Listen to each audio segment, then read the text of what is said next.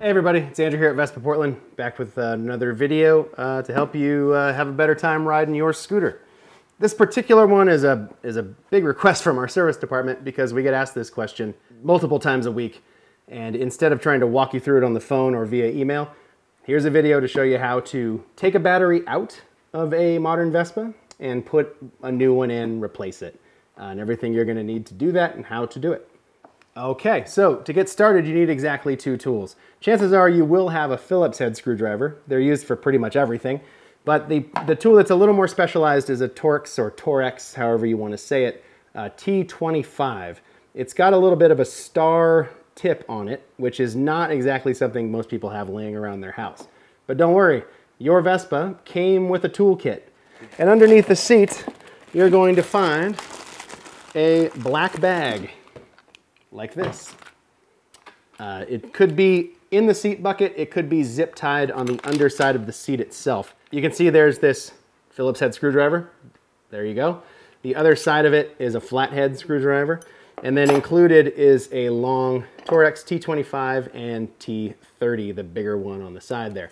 So basically just slide the tool into the handle, and then you can start in on these four fasteners down here on the battery cover.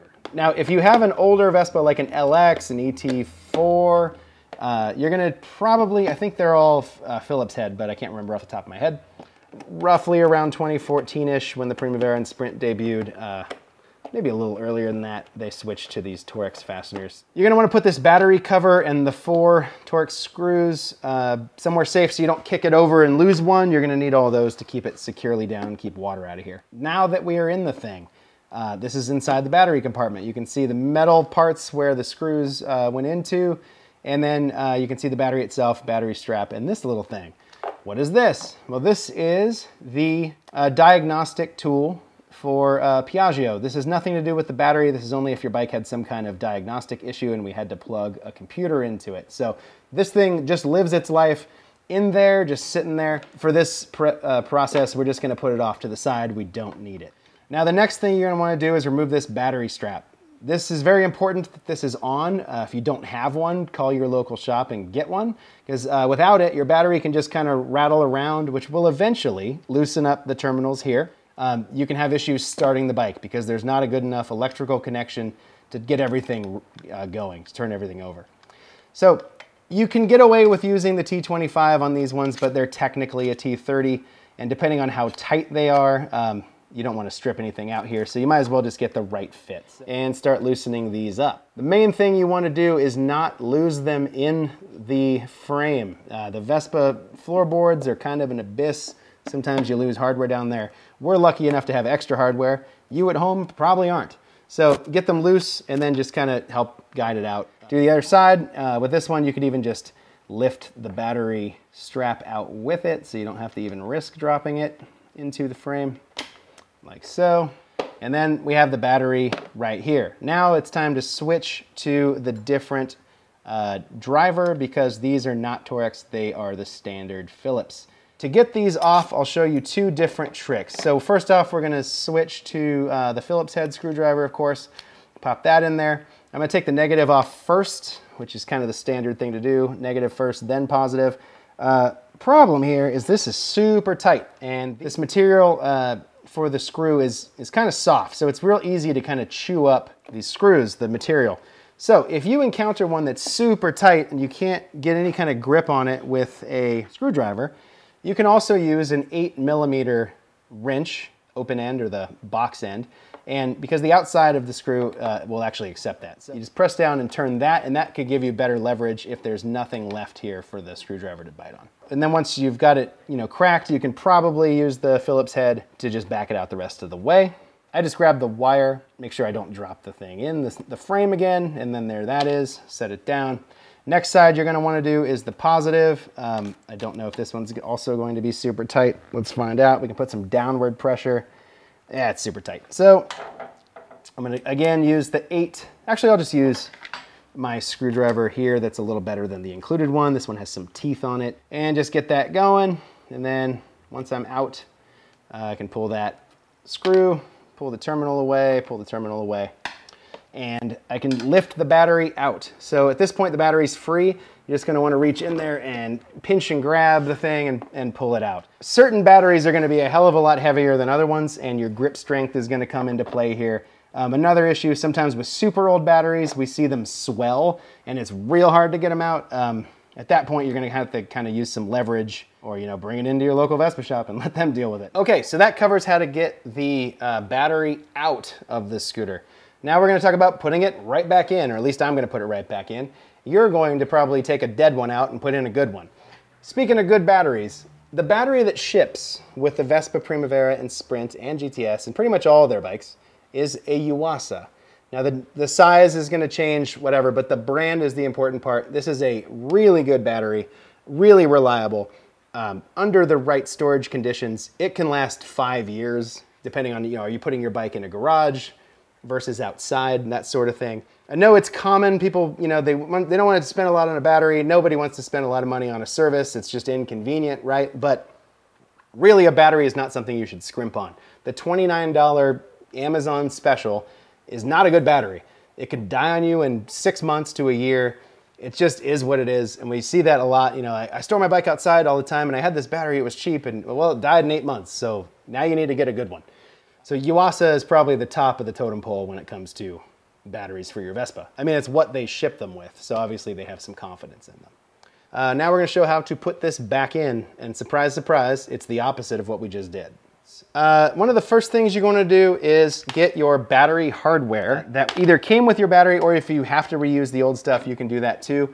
Your battery hardware is going to look like 2 square nuts, or rectangular, and then 2 screws. Now the rectangular nuts will slide into the battery from the side here. It goes right in and sits down in the middle.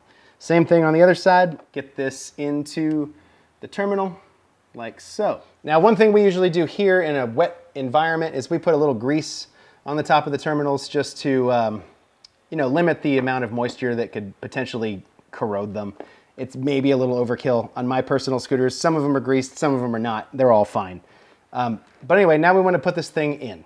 Okay, you're gonna notice the top of your battery has a plus, the other side has a negative, or minus. That's positive and negative, which corresponds to the red being positive and the black being negative.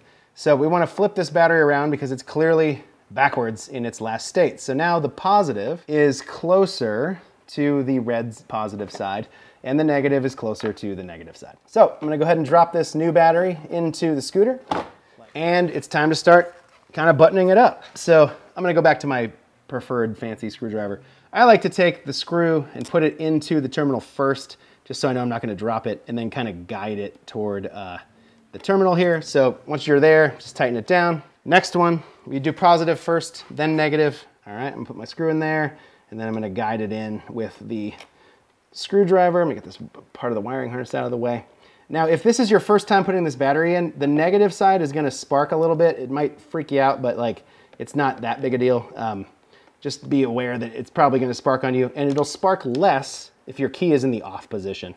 All right, so same deal, got it set, got it tightened, nice and tight. The wiring harness piece is connected with the battery terminal, and we're getting the best connection we can get to ensure that we're able to start this bike no problem every time.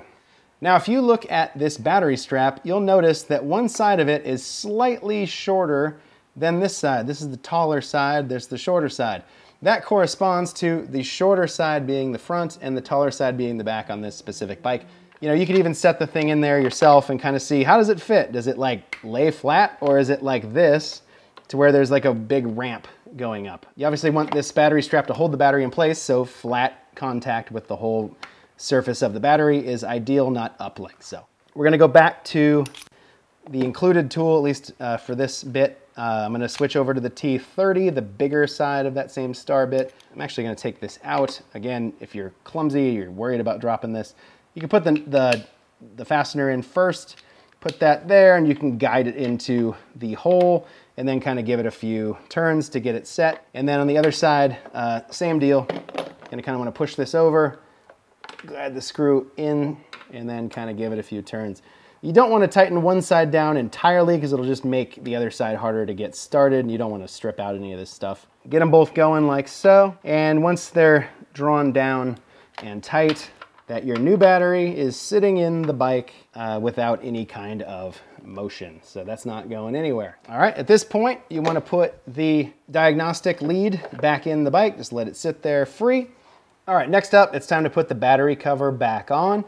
Pretty simple stuff. First thing you want to do is make sure that these little metal clips are kind of in the right place. They should be somewhat above the plastic holes that they are covering. You can just put the cover back on like so, and then just drop the screws directly in. Make sure they line up with the hole. You might have to like move them over a little bit to get it to go. And then you're going to want to switch back from the T30 to the T25, the smaller version, and just tighten these things right back down. Pretty simple stuff. You don't have to go absolutely crazy. You are screwing into a metal clip around a piece of plastic. It just needs to be snug. It doesn't have to be tightest thing on earth. Just like that's good enough. You can see there's no kind of gap around the side here, and it's not coming up. And that is it. You just replaced a battery. Not the hardest thing in the world, but definitely hard to explain over a phone. Buy a good battery, make sure everything in there, all the connections are tight, and that way when you ride, your bike's gonna turn on no problem. It's gonna charge properly as you're riding, keep the battery healthy, and hopefully you can ride for a long, long time. This is Andrew here at Vespa Portland. Thanks for watching, and we'll see you in the next video.